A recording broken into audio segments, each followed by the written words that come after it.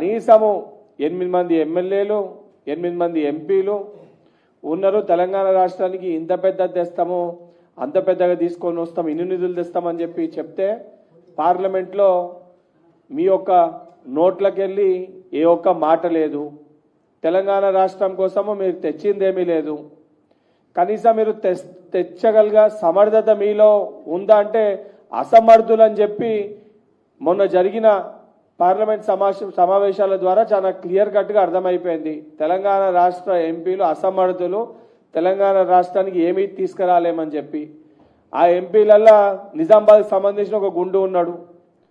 ఈడేదో పెద్ద నేను సిపాయిని అని చెప్పని నాకంటే పెద్ద లీడరే లేడు, 2 సార్లు ఎంపీ గెలవంగానే ఈ అందరిని కూడా చాలా చిన్న చూపు చూసినట్టు నోటికి ఏది పడుతుంది మాట్లాడుతుండు. ముందు వానికి సోయి లేదు. నిజామాబాద్ నగరానికి లేదా నిజామాబాద్ పార్లమెంట్కి కేంద్రానికి నిధులు తీసుకొచ్చే సోయి లేదు. కానీ ఈరోజు మీ పార్టీలో స్వయంగా మిమ్మల్ని పార్టీ సభ్యులుగా చేర్చుకునే ఒక పరిస్థితి మీకు లేదు. కనీసం రామచంద్రరావు గారు తెలంగాణ రాష్ట్రానికి వెళ్ళి ఒక్కరిని కేంద్రంలో ఈరోజు తెలంగాణ రాష్ట్రం రిప్రజెంటేషన్ మీరు పెట్టే సోయి లేదు. ఈరోజు బీసీలకు అన్యాయం చేసే విధంగా భారతీయ జనతా పార్టీ లక్ష్మణ్ గారిని తొలగించారు. గతంలో బండి సంజయ్ బీజేపీ పార్టీ రాష్ట్ర అధ్యక్షునిగా ఉన్న ఆయనని రాష్ట్ర అధ్యక్ష పదవిలోకి వెళ్ళి తొలగించారు. బీసీల పట్ల మీకు చిత్తశుద్ధి లేదు. ఈరోజు కేవలము అగ్రకులంలో కూడా అందులో ఒకటే ఒక కులం ప్రాధాన్యత ఇచ్చే విధంగా భారతీయ జనతా పార్టీ పనిచేస్తుంది. ఈరోజు భారతీయ జనతా పార్టీ చాలా క్లియర్ కట్గా బీసీలకి బడుగు బలైన వర్గాలకి మైనారిటీలకి వ్యతిరేకమైన పార్టీ అని చెప్పని ప్రతిసారి భారతీయ జనతా పార్టీ తీసుకున్న నిర్ణయాల వలన చాలా క్లియర్ కట్గా భారతదేశ సమాజానికి ముఖ్యంగా తెలంగాణ సమాజానికి అర్థమవుతుంది. ఈరోజు రామచంద్రరావు ఫీజు రియంబర్స్మెంట్ గురించి మాట్లాడుతుండు. అరే బాబు, ఫీజు రియంబర్స్మెంట్ పైన ఆల్రెడీ కాంగ్రెస్ ప్రభుత్వము దానికి గ్రీన్ ఛానల్ కేటాయించింది. ప్రతి ఏటా 2300 కోట్లు ఫీజు రియంబర్స్మెంట్కి చెల్లించాలని చెప్పని అడ్వాన్స్గా 300 కోట్లు ఏదైతే బ్యాంక్లో దానికి సంబంధించి జమ చేయడం జరిగింది. ఆల్రెడీ దీనిపైన గౌరవ ముఖ్యమంత్రి రేవంత్ రెడ్డి గారు స్పష్టత ఇచ్చిండ్రు. ఈరోజు నేను ఫీజు రియంబర్స్మెంట్ పైన 2 రోజుల దీక్ష చేస్తా అంటే నువ్వు 2 రోజుల దీక్ష ఫీజు రియంబర్స్మెంట్ పైన చేస్తే నీ కడప మారుతాడు తప్ప దాని వలన వచ్చేదేం లేదు, సచ్చేదేం లేదు. ఎందుకంటే రానున్న రోజులలో రాబోయే రోజులలో తెలంగాణ రాష్ట్రంలో ఫీజు రియంబర్స్మెంట్ బకాయిలు అనే ఆ పదమే డిక్షనరీలో లేకుండా చేస్తాము. ఎప్పటికప్పుడు గ్రీన్ ఛానల్ పెట్టి ఈ బకాయిలన్నీ కూడా స్వయంగా ఫీజు రియంబర్స్మెంట్ విద్యార్థుల ఖాతాల్లో చెల్లించే విధంగా ఆల్రెడీ ప్రభుత్వం పనిచేస్తుంది. ఈరోజు కాంగ్రెస్ ప్రభుత్వ విధానమే V3 విధానము, విద్య, వైద్యం, వ్యవసాయం. V3 విధానంతో ఈరోజు ఫస్ట్ ప్రయారిటీగా విద్య, వైద్యము, వ్యవసాయము ఈ 3 ప్రాధాన్యతతోటి కాంగ్రెస్ ప్రభుత్వం గౌరవ ముఖ్యమంత్రి రేవంత్ రెడ్డి గారు పనిచేస్తుండ్రు. ఈ ప్రభుత్వంలో బడుగు బలైన వర్గాలందరూ కూడా చాలా సంతోషంగా ఉన్నారు. ప్రజలు కూడా చాలా సుఖ సంతోషాలతో ఉన్నారు. నీ పాత్ర చూపించుకోనీకి మీ కేంద్ర ప్రభుత్వము మీ కేంద్ర పార్టీ మిమ్మల్ని పట్టించుకునే పరిస్థితి లేదు. రేపు జరగబోయే పార్లమెంటు ఏదైతే కేంద్ర దానికి సంబంధించిన క్యాబినెట్ ఎక్స్పాన్షన్లో కూడా ఉన్నోళ్ళ వీళ్ళ పదవులు ఊడితే మొత్తానికి లేదా అక్కడ కూడా తెలంగాణ రాష్ట్రానికి రిప్రజెంటేషన్ కంప్లీట్గా శూన్యమవుతుంది అనే ఒక పరిస్థితి ఈరోజు మనకు కనబడుతుంది. ఈరోజు రామచంద్రరావు కేవలము కల్వకుంట్ల తారక రామారావు బయటి దేశాలకి షికారులకి పోయిండు కాబట్టి ఆయన యొక్క స్థానాన్ని భర్తీ చేయనీకి బీఆర్ఎస్ పార్టీ వర్కింగ్ ప్రెసిడెంట్ స్థానాన్ని భర్తీ చేయనీకి కేటీఆర్ డైరెక్షన్లో నేను వచ్చేంత వరకు ఈ అంశాలపైన మాట్లాడని చెప్పి బీఆర్ఎస్ పార్టీ వర్కింగ్ ప్రెసిడెంట్ ఒక స్క్రిప్ట్ ఇచ్చిపోతే ఈరోజు రామచంద్రరావు ఆ స్క్రిప్ట్ మాట్లాడుతున్నట్టు కనబడుతుంది. ఎందుకంటే హరీష్ రావు దూసుకోబోతుంటే 10 రోజులు నేను లేకపోతే మళ్ళీ తిరిగి వచ్చే వరకు నా కుర్చీడన గుంజుకుంటేసుకుంటే ఇబ్బంది అవుతుంది. నువ్వు ఎట్లా బీజేపీ పార్టీ అంటే ఈరోజు బీఆర్ఎస్ పార్టీకి బీ టీమ్గా వ్యవహరిస్తుంది కాబట్టి నా పాత్రని నువ్వు పోషించు అని చెప్పి కల్వకుంట్ల తారక రామారావు తన ఒక్క పాత్రని తన బాధ్యతని ఈరోజు రామచంద్రరావుకి అప్పచెప్పి పోయిండు. కాబట్టి రామచంద్రరావు నోటికి ఏది వస్తుంది మాట్లాడుతుండు. రామచంద్రరావు గారు నిజంగా మీకు చిత్తశుద్ధి ఉంటే ఈరోజు ఏదైతే కేంద్ర మీ పార్టీ ఏదైతే చేసిన కేంద్ర కమిటీలో తెలంగాణ రాష్ట్రానికి చోటు రాలేదంటే నువ్వు ఒక అసమర్థును అని చెప్పి దాన్ని బట్టి చాలా స్పష్టంగా అర్థమవుతుంది. నిజంగా నీకు చిత్తశుద్ధి ఏదన్నా ఉంటే విద్యార్థుల పట్ల మీరు మాట్లాడితే దయ్యాలు వేదాలు పలికినట్టు ఉంటుంది. విద్యార్థుల పట్ల మీరు వివరించిన తీరు, విద్యార్థులని కట్టెలతోటి కొడితే దెబ్బలు తాగదని చెప్పి ఆ కట్టెలకి మేకులను వచ్చి ఏ రకంగా రాక్షసుల లెక్క మీ కేంద్ర ప్రభుత్వం వివరించిందో భారతదేశ ప్రజలు, ముఖ్యంగా తెలంగాణ విద్యార్థులు వాటన్నిటినీ గమనించారు. ఇప్పటికన్నా నోరు అదుపులో పెట్టుకొని తెలంగాణ రాష్ట్రానికి రావాల్సిన ఏదైతే విభజన హామీలు కానీ తెలంగాణకి రావాల్సిన నిధుల పట్ల కేంద్ర ప్రభుత్వంతో సరే మీకు ఎట్లా నరేంద్ర మోడీ పైన కేంద్ర ప్రభుత్వం దగ్గర మీకు మాట్లాడే అంత శక్తి ఉందని చెప్పి మరి నేనైతే భావిస్తలేను. ఒక కమిటీలనే తెలంగాణ రాష్ట్రానికి సంబంధించిన ఒక్క వ్యక్తి పేరు మీరు చేర్పించలేకపోయినారంటే మీరు పోయి తెలంగాణకి నిధులు తీసుకొని వస్తారంటే మీకు శాత కాదనే విషయం ఆల్రెడీ నిర్ధారణకు వచ్చింది. ఇప్పటికన్నా ఏదైతే ఇటువంటి పిచ్చి పిచ్చి మాటలు మాట్లాడడం మానుకొని నోరు మూసుకొని చక్కగా ఉండవలసిందిగా రామచంద్రరావు గారికి సూచిస్తున్నా.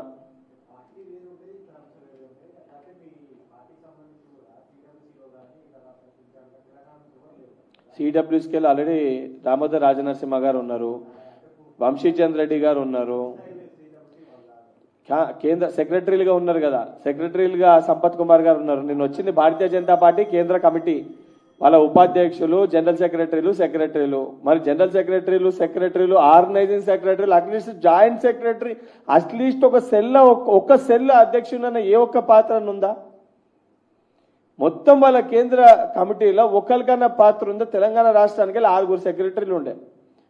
మధుయాష్కి గారు, వంశీచంద్ర రెడ్డి గారు, సంపత్ కుమార్ గారు, చిన్నారెడ్డి గారు, ఆల్రెడీ వాళ్ళు ఇంకా సెక్రటరీ పదవులలోనే వాళ్ళు ఉన్నారు, ఏఐసిసి సెక్రటరీ పదవులలో. తెలంగాణ రాష్ట్రంకి వెళ్ళి భారతీయ జనతా పార్టీ ఒకరికన్నా స్థానం కల్పించిందా? కనీసం ఓబీసీ సెల్, ఓబీసీ మోర్చా అధ్యక్షునిగా లక్ష్మణ్ గారు ఉండే, మళ్ళీ వారిని కూడా తప్పించిండ్రు. అరే వాళ్ళదే వాళ్ళకి సక్కలేదు, వాళ్ళే అంగీకరించిర్రు. ఇవాళ తెలంగాణ రాష్ట్రంలో బీజేపీ నాయకత్వంలో బలం లేదు, వీళ్ళకి శాత కాదు అని చెప్పి వాళ్ళ కేంద్ర నాయకత్వం భావించే కదా వీళ్ళకి స్థానం కల్పించలే. ఉన్న డీకేఆర్ నగర్ స్థానాన్ని కూడా గుంజేసుకుర్రు. దానికే కనీసము సరిదిద్దుకునే పరిస్థితి లేదు. మొన్న పోయి మేము అందరం కలిసిపోయినాము, ఏకదాటిపైకి వచ్చినాము, తెలంగాణ రాష్ట్రంలో ఇక పోరాటమే మిగిలింది, అందరం కలిసి కాంగ్రెస్ ప్రభుత్వం పైన పోరాటం చేస్తామని అన్నారు. మీకు ఉన్న కోరలే తీసేసారు. మీకు శాత కాదని చెప్పి మేము కాదు, వాళ్ళ పార్టీయే యాక్సెప్ట్ చేసింది. తెలంగాణలో దమ్మున్న లేరు అని చెప్పి, తెలంగాణలో మేము ఎప్పటికీ అధికారంలో రాలేమని చెప్పి వాళ్ళ జాతీయ అధ్యక్షుడు మొన్న కూర్చొని మాట్లాడారు కదా, ఫోటో రిలీజ్ చేశారు కదా, అందరు కలిసి కూర్చొని ఒక ఆడ మాట్లాడింది, వాళ్ళే యాక్సెప్ట్ చేసారు. ఇది నేను చెప్తలే, జరిగిన పరిస్థితుల ప్రకారంగా మనకు అర్థమవుతుంది. ఇప్పుడు ఉండేసి కేంద్ర ప్రభుత్వంలో చోటు కల్పిస్తారని చెప్పి పార్టీలో కల్పిస్తలేరని చెప్పి మాట్లాడతారు. మీకు పార్టీలో కల్పించే పరిస్థితి లేదురా నాయన, మీకు ప్రభుత్వంలో ఒకటి కల్పించేది.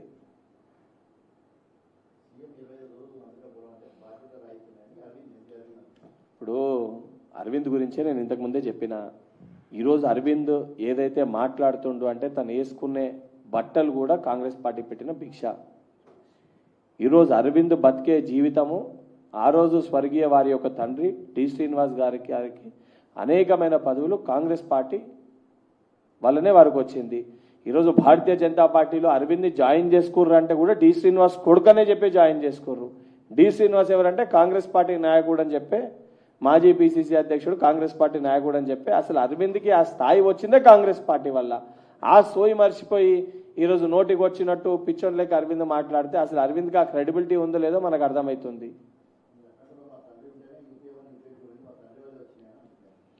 ఇప్పుడు అందరికీ అట్లనే అనిపిస్తుంది అన్న. ఇప్పుడు తెలంగాణ రాష్ట్రంకి వెళ్ళి సముద్రంలో సరే డి శ్రీనివాస్ గారు పెద్ద నాయకులు, సరే తప్పనిసరిగా ప్రతి ఒక్కల ప్రభుత్వ ఏర్పాటులో ప్రతి ఒక్కరిది క్రియాశీలక పాత్ర ఉంటుంది. కానీ ప్రభుత్వం ఏర్పడిందే మా నాయన వల్ల అని చెప్పి ఆయన మాట్లాడితే, మరి ఈరోజు తెలంగాణ రాష్ట్రంలో ఇప్పుడు రేపు పొద్దున అరవింద్ కూడా రేపు పొద్దున భారతీయ జనతా పార్టీని కూడా అదే అంటాడు, నేను ఎంపీగా ఓటేసిన కాబట్టి కేంద్రంలో నరేంద్ర మోడీ ప్రధానమంత్రి అయినా మాట్లాడమని చెప్పారు. మళ్ళీ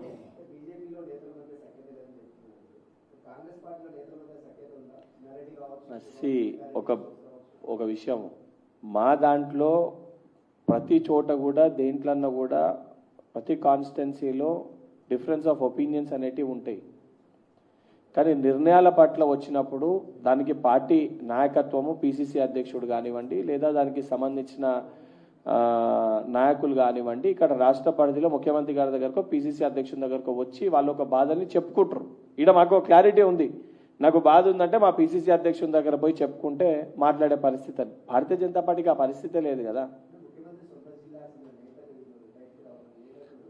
ఇప్పుడు చిన్నారెడ్డి గారు సీనియర్ నాయకులు, వారికి ఉన్న ఆవేదన బాధతోటి వారు ఏదో మాట్లాడినరు, దానిపైన పిసిసి అధ్యక్షులు పార్టీ వారితో కూర్చోబెట్టి మాట్లాడుతుంది.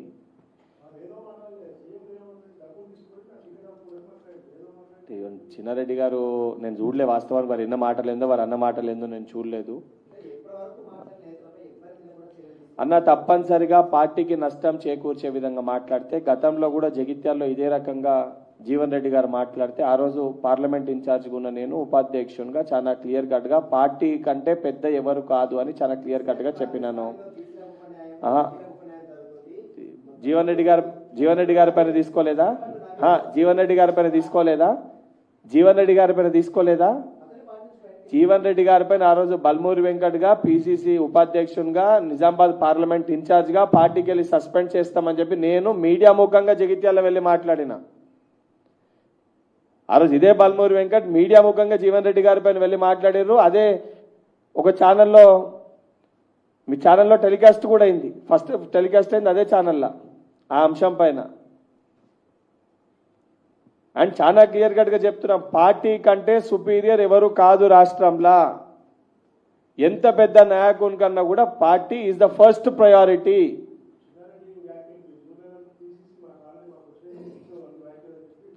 రామ్లన్న నేను ఒక 4 రోజులకెళ్ళి నా హెల్త్ బాగాలేకుంటే నేను ఏం మాట్లాడినో నేను చూడలేదు అని చెప్పిన.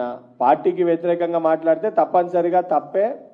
దానిపైన పార్టీ అధిష్టానము, పార్టీ నాయకత్వము, దానికి డిసిప్లినరీ కమిటీ, క్రమశిక్షణ కమిటీ, దానికి చైర్మన్ గా మల్లు రవి గారు ఉన్నారు. తప్పనిసరిగా వాటిపైన ప్రొసీజర్ ప్రకారంగా, సిస్టమ్ ప్రకారంగా యాక్షన్ తీసుకుంటారు.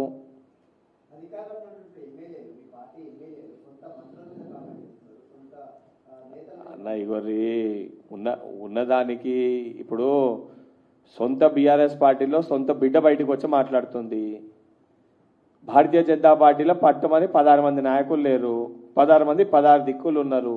కాంగ్రెస్ పార్టీ ఒక సముద్రంలో ఒక్కొక్కళ్ళకి భేద అభిప్రాయాలు, చిన్న చిన్న మిస్అండర్స్టాండింగ్స్ ఉంటాయి. ఆ మిస్అండర్స్టాండింగ్స్ లో సరే అక్కడ ఇక్కడ మీరు అన్నట్టు ఎవరైనా మాట్లాడినా దానికి సమన్వయం చేయడానికి పార్టీ సిద్ధంగా ఉంది. దాన్ని సరిది చెప్పడానికి పార్టీ ఇన్ఛార్జ్, పార్టీ అధ్యక్షులు, దానికి సంబంధించిన ఒక సిస్టమ్ ప్రొసీజర్ ఉంది. దాని ప్రకారంగా కాంగ్రెస్ పార్టీ పనిచేస్తుంది.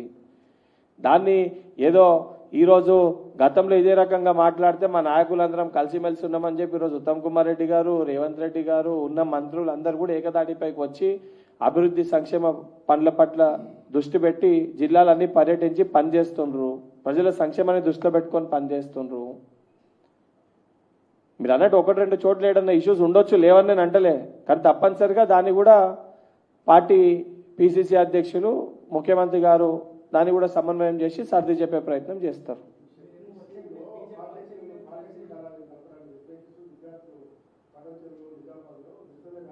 దేన్నన్నా అంటే అన్న దాని వాస్తవానికి ఆ టెక్నికల్ గా దేని బేసిస్ పని చేస్తారో అది నేను చూడలేదు.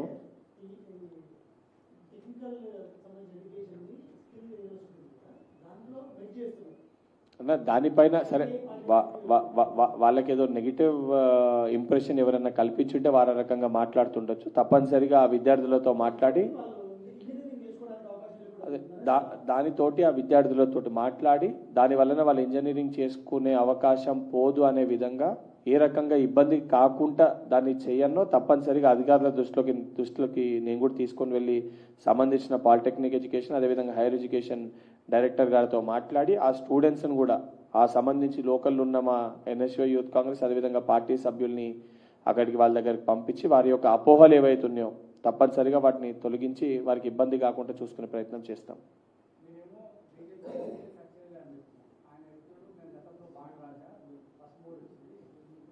ఎవరు ధర్మపురి అరవింద్ అనే వ్యక్తికి నేను ఈరోజు కూడా చెప్తున్నా, అరవింద్ పుట్టింది పెరిగింది అక్కడ వరకు అయింది, ఈరోజు ఆ స్థాయిలో ఉన్నానంటే అది కాంగ్రెస్ పార్టీ పెట్టిన భిక్ష. ఇది ఎవరు ఒప్పుకున్నా ఒప్పుకోకపోయినా అది ముమ్మాటికి వాస్తవం. సోయి లేకుండా అరవింద్ నేను నాకంటే పెద్ద తీస్మార్కాన్ లేడు అంటే నీకంటే అసలు నువ్వు తీస్మార్కాన్వే కాదని చెప్పి నీ పార్టీయే గుర్తించింది కదా. పార్టీ పదవి లేదు, ప్రభుత్వంలో పదవి లేదు, గెలిచిన ఎంపీ స్థానం తప్ప. తనకు తాను గొప్పగా అవతలోళ్ళు ఎవరన్నా గెలవకపోతే నువ్వు ఇది గెలవలేకపోయినా అది గెలవలేకపోయినా మా పార్టీలు ఉన్న వాళ్ళని విమర్శించే ప్రయత్నం చేస్తాడు. తను ఎవరినైతే విమర్శిస్తున్నారో మా పార్టీలు ఉన్న వ్యక్తుల్ని వారు ఎన్ఎస్యూ స్థాయికి వెళ్ళి ఈరోజు పిసిసి అధ్యక్షుని స్థాయి వరకు వచ్చేండు. దానికి పార్టీ నమ్మకాన్ని కల్పించుకోవాలి. అది మా నాయకుడు కల్పించుకోండు కాబట్టి ఈరోజు పార్టీ అధ్యక్షుడిని చేసింది. అరవింద్ పైన భారతీయ జనతా పార్టీకి ఆ నమ్మకం లేదు కాబట్టి కనీసము వాళ్ళ జాతీయ కార్యవర్గంలో వాళ్ళ పార్టీలో ఒక చిన్న సెక్రటరీ పదవి కూడా అరవింద్కి కేటాయించాలి. అసంటోడు మా నాయకుడి గురించి మాట్లాడే అర్హత స్థాయి ఉందా? మీరు ఆలోచించాలి ఒకసారి దాని గురించి. Thank you.